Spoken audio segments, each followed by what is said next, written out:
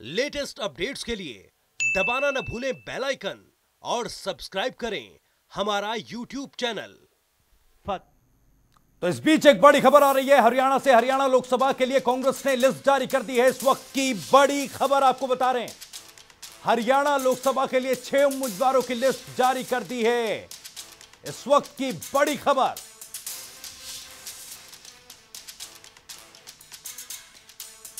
हरियाणा में लोकसभा चुनाव के लिए कांग्रेस ने अपना पहला दांव चल दिया। दरअसल सूची जो है 6 उम्मीदवारों की वो जारी कर दी है कांग्रेस पार्टी ने।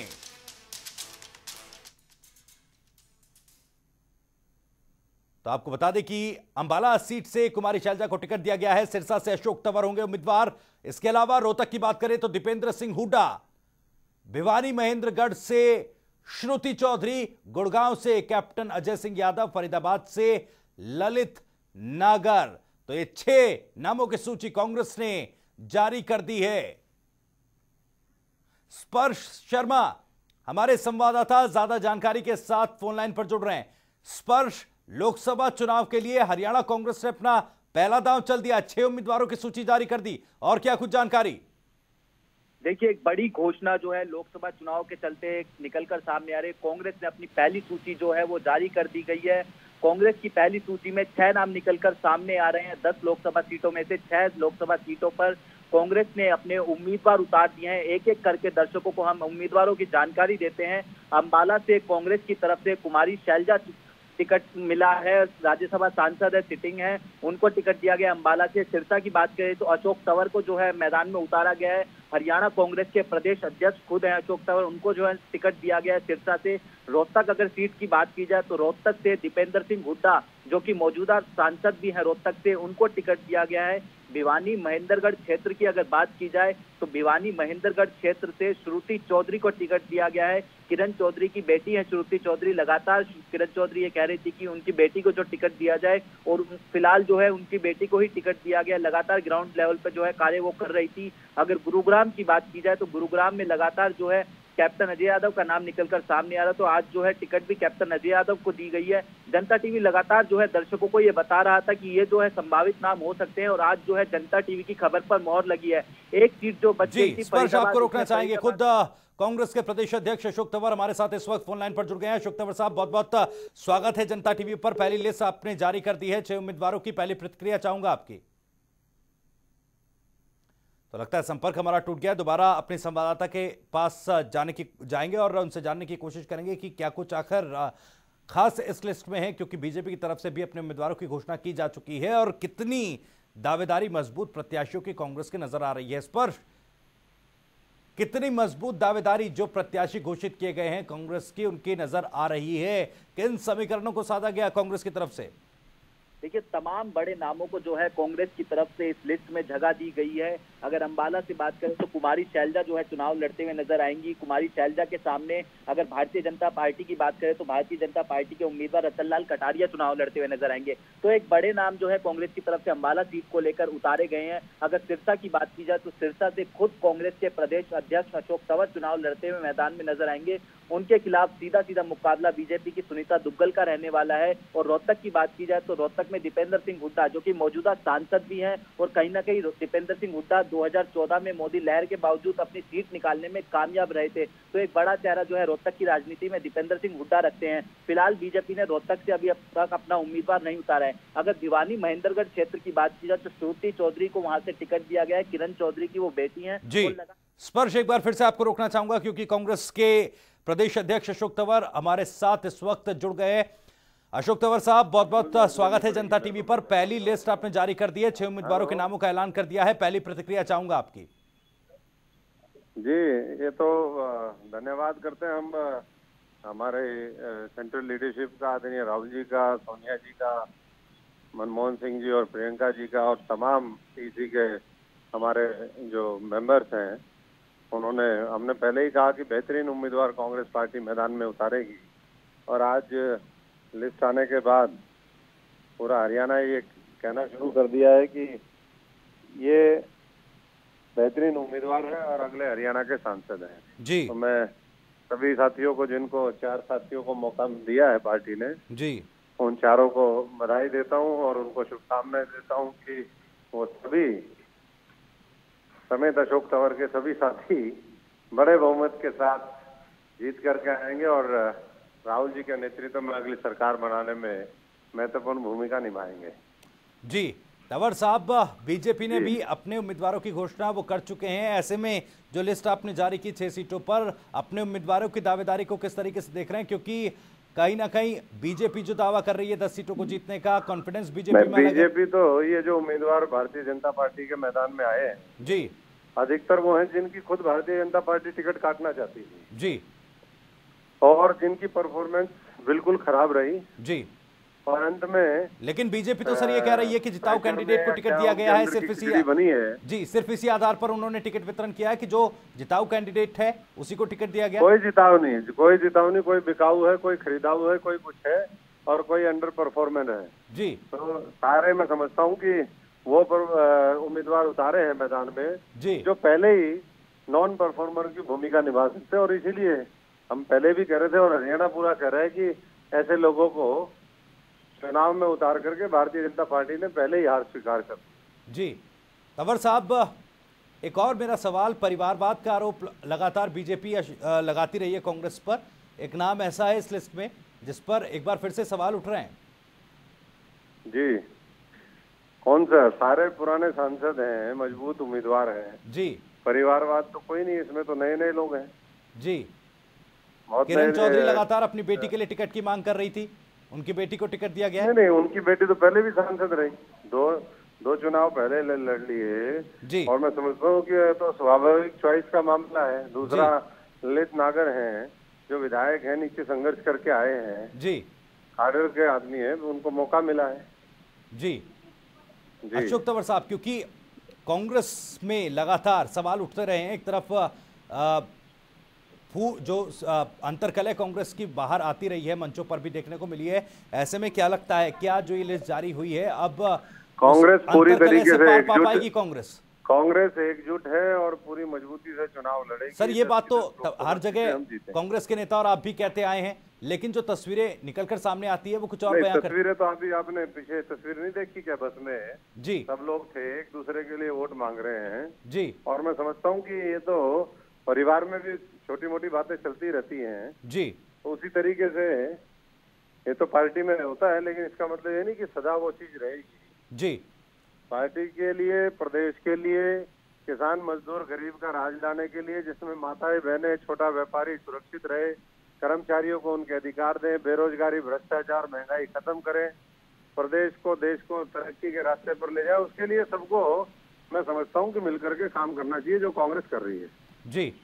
तंवर साहब, ये भी समझना चाहूंगा कि 6 सीटों पर उम्मीदवारों के नामों का ऐलान किया गया है और बाकी उम्मीदवारों की घोषणा कब तक कर दी जाएगी? बाकी उम्मीदवार भी जल्दी हो जाएंगे, विचार विमर्श के बाद अगले कुछ दिन के अंदर उनको भी घोषणा कर देगी जी। बीजेपी 10 सीट जीतने का दावा कर रही है, आपकी तरफ से क्या दावा? 0 जीतेगी, 0। आपकी तरफ से आपकी पार्टी कितने जीत रही है? हमारी पार्टी 10 की 10 जीतेगी और 11वीं हम चंडीगढ़ की भी जिता करके। जी। हिसार और जो सीट रोहतक की है, बीजेपी में थोड़ा कंफ्यूजन लग रहा है। बीजेपी तो कंफ्यूज है ही पूरी तरीके से। तो कितना मजबूत आप मान रहे हैं? कांग्रेस कितनी मजबूत हिसार और रोहतक लोकसभा सीट पर अपने आप को मान रही है?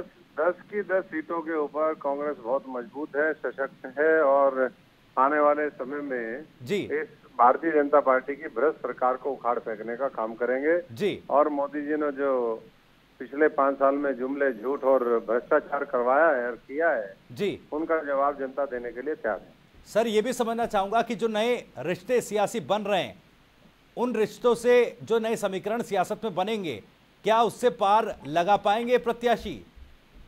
बिल्कुल पार लगाएगी कांग्रेस पार्टी का हर प्रत्याशी। बेहतर मैं समझता हूं कि अपनी परफॉर्मेंस के माध्यम से, अपनी समझबूझ के माध्यम से बिल्कुल पार लगाएगा और ना केवल ये बल्कि हम आने वाली सरकार की भी बुनियाद इस लोकसभा चुनाव के माध्यम से रखेंगे। जी। अशोक तंवर साहब, फरीदाबाद सीट को लेकर ऐसा लगा था कि कांग्रेस में कहीं ऊहापोह की स्थिति है, अवतार बढ़ाना को टिकट देने की बात की जा रही थी, लेकिन लिस्ट में ललित नागर का नाम सामने आया है। तो कहीं ऐसी स्थिति है क्या अभी भी कि कुछ कंफ्यूजन कांग्रेस में है? कोई कंफ्यूजन कांग्रेस में नहीं है, और जो मैदान में उतारा है अब सब लोगों को मिलकर के उस साथी के लिए प्रयास करने चाहिए जी। एकजुटता के साथ लड़ना चाहिए। यही बेहतरीन उम्मीदवार पूरी पार्टी ने इनको महसूस किया, इसलिए इनको चुनावी दंगल में उतारा। जी अशोक तंवर साहब, आप जुड़े रहिए हमारे साथ, आपसे चर्चा जारी रहेगी। हमारे सलाहकार संपादक शशि रंजन जी भी हमारे साथ जुड़ गए हैं। सर, सबसे पहले आपसे इस लिस्ट पर पहली प्रतिक्रिया चाहूंगा, और अशोक तंवर साहब भी हमारे साथ जुड़े हुए हैं, कांग्रेस के प्रदेश अध्यक्ष। मैं चाहूंगा कुछ सवालों के जवाब आप भी लें। तंवर साहब नमस्कार, और बहुत बहुत बधाई और शुभकामनाएं। आपको टिकट आपने हासिल की है, तो रणभूमि में आप बहुत बहुत बधाई आपको। बहुत बहुत बधाई, धन्यवाद आपको भी। 6 का हो गया तंवर साहब, 6 लोग तो आ गए मैदान में, 4 आपकी टिकटें फंसी पड़ी हुई हैं। सोनीपत है ना, हिसार, कुरुक्षेत्र, करनाल, तो यहाँ क्या पेच फंस रहा है? पेच कुछ नहीं फंस रहा, और अगर कोई पेच है भी तो पेच निकाल दिया जाएगा। ये तो पार्टी का फैसला होता है। मतलब पेच बड़ा है या छोटा है? नहीं, कोई पेच है नहीं, लेकिन आपकी भाषा में हमने कहा कि अगर कोई वो है तो हो जाएगा। पार्टी की अपनी रणनीति होती है कि किस उम्मीदवार को कम मैदान में उतारे, और उस हिसाब से आज 6 क्लियर तो ये परसों हो गई थी। सूचना ये है कि नवीन जिंदल साहब ने लड़ने से मना कर दिया, तो कुरुक्षेत्र में 2 नामों पे आपके यहाँ चर्चा हो रही थी। एक जयप्रकाश जो इंडिपेंडेंट एमएलए है, उनको इंपोर्ट करना चाह रहे थे आप लोग, और एक ऐसा कुछ नहीं है, ऐसी कोई चर्चाएं नहीं है। नवीन जिंदल जी मैदान में है, और मैं समझता हूँ कि अगले कुछ दिनों में मैदान में है, तो मतलब लिस्ट में नाम नहीं, लिस्ट में नाम नहीं आया तो उसको लेकर के थोड़ा चिंता हो जाती है ना, कि मतलब क्या ऐसा हो गया कि मतलब डिक्लेयर नहीं हुआ। ये कुलदीप बिश्नोई लड़ेंगे या उनके पुत्र भव्य बिश्नोई लड़ेंगे, या दोनों में से कोई नहीं होंगे कांग्रेस से? अभी ये तो देखते हैं, क्योंकि चर्चा में है, मतलब अंडर कंसिडरेशन है। नहीं, कंसिडरेशन है, पार्टी अभी विचार विमर्श कर रही है, और मैं नहीं समझता कि ये प्लेटफॉर्म है जिसपे हम पार्टी की अंदरूनी जो चीजें हैं उसके ऊपर विचार विमर्श। मैं ये कह ही नहीं रहा हूँ कि आप अंदरूनी चीजों का जिक्र करें, मैं तो सिर्फ ये पूछ रहा हूँ कि ही इज वन ऑफ, मतलब कई उम्मीदवारों में एक उम्मीदवार वो भी है हिसार से कंसिडरेशन में। बिल्कुल बिल्कुल, बहुत सारे लोग होंगे ना। बिल्कुल बिल्कुल कंसिडरेशन में है, सब लोग कंसिडरेशन में है, जब तक कंसिडरेशन का प्रोसेस चल रहा है। जी जी। और भूपेंद्र सिंह हुड्डा को भी लड़ाएंगे क्या, मैदान में उतारेंगे क्या? जो सबसे मजबूत उम्मीदवार होगा वही कांग्रेस का, मैं समझता हूँ कि इस चुनावी दंगल में उन्हीं को उतारा जाएगा, वो चाहे कोई भी सीट। अब मैं तो वही पूछ रहा हूँ, जैसे सिरसा से आप सबसे मजबूत थे, अंबाला से शैलजा जी मजबूत थी, तो सोनीपत से भूपेंद्र सिंह, मैंने वही कहा कि अभी सब नामों के ऊपर चर्चा है, विचार विमर्श है, और गंभीरता के साथ जो मजबूत हमारे उम्मीदवार हैं उनके ऊपर चर्चा जारी है। अच्छा, आप सार्वजनिक तौर पे नहीं, मेरे कान में ही कह दिए तंवर साहब, आप मेरे इतने अच्छे मित्र हैं, मैं तो सिर्फ पूछ रहा हूँ कि हुड्डा साहब भी चुनाव लड़ रहे हैं या नहीं लड़ रहे हैं? बिल्कुल, अगर कोई भी साथी लड़ना चाहेगा, चाहे वो हुड्डा साहब हो, चाहे कोई और हो, नवीन हो, हमारे कुलदीप भाई हो, सब लोग उसमें हैं, और अगले कुछ दिन के ऊपर अंदर उनकी भी घोषणा, जो भी साथी हैं, सूचना ये है कि आप लोग चाहते हैं कुलदीप बिश्नोई चुनाव लड़े, हेल्थ ग्राउंड पे वो कह रहे हैं कि मैं नहीं लड़ूंगा, भव्य बिश्नोई को लड़वाइए। आप लोग भव्य बिश्नोई के लिए तैयार नहीं है, तो मतलब कुछ पेचीदा हो रहा है क्या मसला? कोई पेचीदा नहीं है, आपको हमारे चाह का सबको पता नहीं कैसे पता चल जाता है बाहर। अभी हमारी चाहत तो यही है कि कांग्रेस जीते, 10 की 10 सीटें, और उसमें जो भी उम्मीदवार हो सकता है फिट, उसको हम पार्टी की तरफ से मैदान में उतार। अच्छा, आप कुछ मत बोलिएगा, सिर्फ आप हाँ ना भी मत बोलिएगा, मैं सिर्फ अगर कुछ गलत बोलूं तो मुझे टोक दीजिएगा। जैसे सोनीपत में आप लोग भूपेंद्र सिंह हुड्डा या उनकी पत्नी आशा हुड्डा को चुनाव लड़वाना चाहते हैं, मतलब वो लड़ना चाहते हैं, लेकिन हाईकमान कहे तब जा करके ये होगा, तो ये दोनों में से कोई एक सुना है कि करनाल में कोई चाणक्य पंडित है कुलदीप शर्मा के पुत्र, वो चाहते हैं उनके लिए टिकट। कुरुक्षेत्र में जेपी और आपके अंबाला से पूर्व एमएलए हैं, क्या नाम देखिए मैं भूल रहा हूँ, वो है लाइन में। कुरुक्षेत्र और हिसार में कुलदीप को आप लोग चाहते हैं कि कुलदीप लड़े, लेकिन वो भव्य के लिए लाइन में है।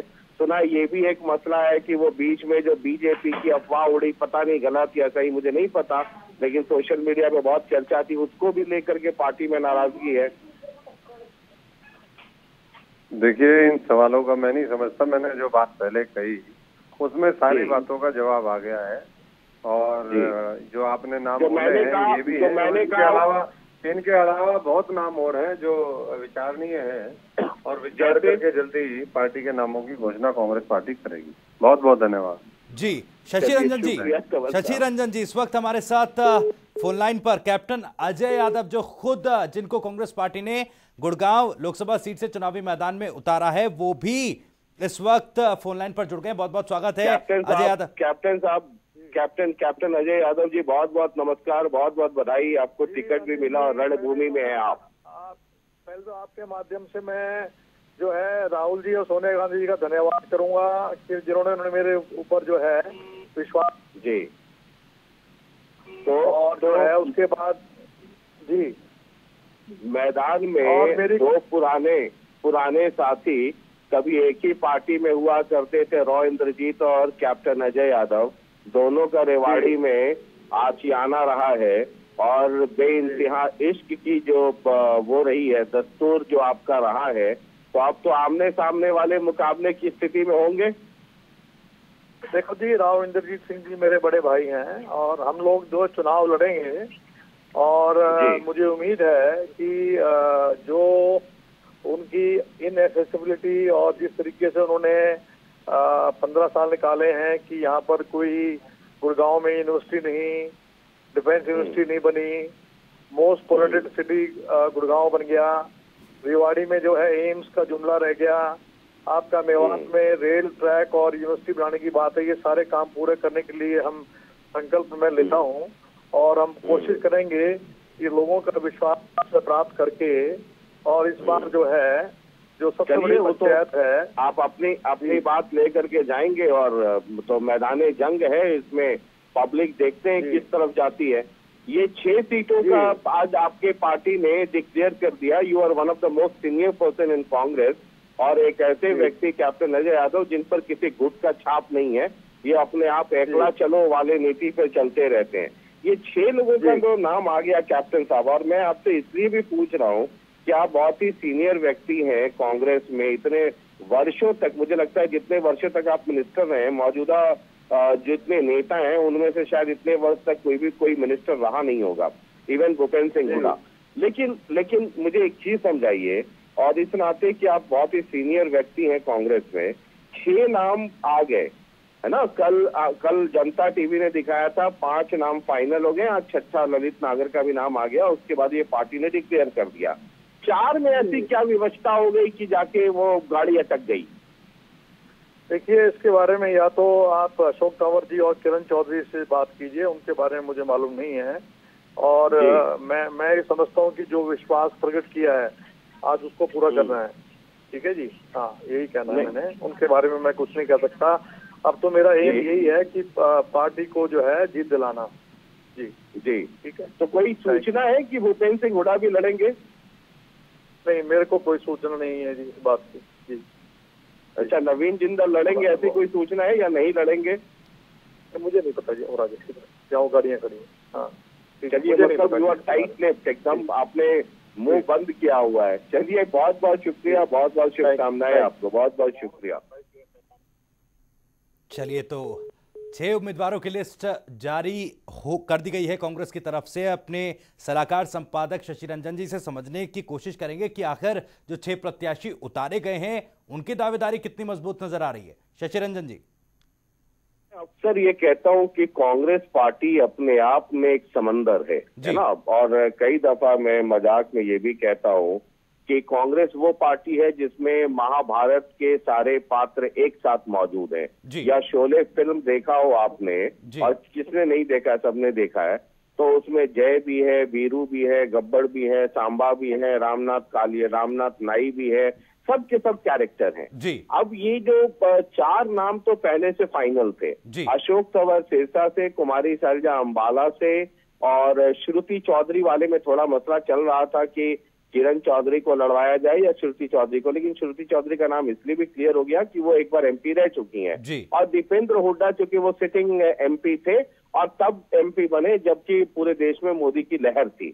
5वां नाम जो सबसे 5वें नंबर पे जो नाम क्लियर हुआ वो कैप्टन अजय यादव का यहाँ गुड़गांव से, वहां पर कई सारे पेच चल रहे थे। कैप्टन या अजय यादव क्योंकि किसी गुट में नहीं है या सब गुट में सबसे उनकी बातचीत हो जाती है, लेकिन किसी भी गुट के बहुत खास नहीं माने जाते हैं। अब वहां पर जो हुडा कैंप है या जो दूसरे कैंप है, वहां पे 3-4 नाम आ गए, इसलिए ये मसला फंस गया। वहां पर नाम रौदान सिंह का आ गया, वहां पर आफ्ताब अहमद जो कि मेवात से हैं उनका नाम आ गया। अब ये दोनों भूपेंद्र सिंह हुड्डा के करीबी माने जाते रहे। वहां पे राव धर्मपाल का नाम आ गया, और उसके बाद ये पेच फंस गया था कि टिकट किसको दिया जाए। लेकिन कल तकरीबन सुबह की जो मीटिंग हुई थी राहुल गांधी के यहाँ, जो कॉन्फिडेंशियल मीटिंग हुई, उसमें कैप्टन अजय यादव का नाम डिक्लेयर कर दिया गया था। उसके बाद जनता टीवी में भी ये खबर चला दी थी कि ये 5 नाम कंफर्म हो गए। फरीदाबाद को लेकर के उगापो की स्थिति थी। फरीदाबाद में भूपेंद्र सिंह हुड्डा जो उनके रिश्तेदार हैं करण सिंह दलाल, उनके नाम के लिए वकालत कर रहे थे। बढ़ाना पार्टी बीजेपी छोड़ करके कांग्रेस में आए थे, तो एक अटकल ये थी कि फरीदाबाद से वो आएंगे, लेकिन अल्टीमेटली ललित नागर जो कि सबके सम्मति से वो एक नाम तय हो गया, गांव से रहे भी हैं, तो ललित नागर को उतार दिया गया कृष्णपाल गुर्जर के काउंटर करने के लिए। शशि रंजन जी, वक्त मेरे पास कम है, रोकना चाहूंगा आपको। बहुत बहुत शुक्रिया इस तमाम जानकारी और बातचीत के लिए। लेटेस्ट अपडेट्स के लिए दबाना न भूलें बेल आइकन और सब्सक्राइब करें हमारा YouTube चैनल।